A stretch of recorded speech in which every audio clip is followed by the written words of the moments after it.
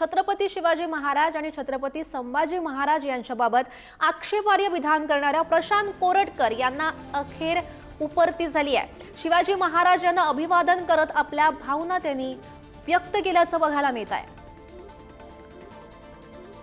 हिंदवी स्वराज्याचे सरसंस्थापक छत्रपती शिवाजी महाराज, धर्मवीर संभाजी महाराज यामुळे महाराष्ट्राला जगभरात ओळखलं जातं।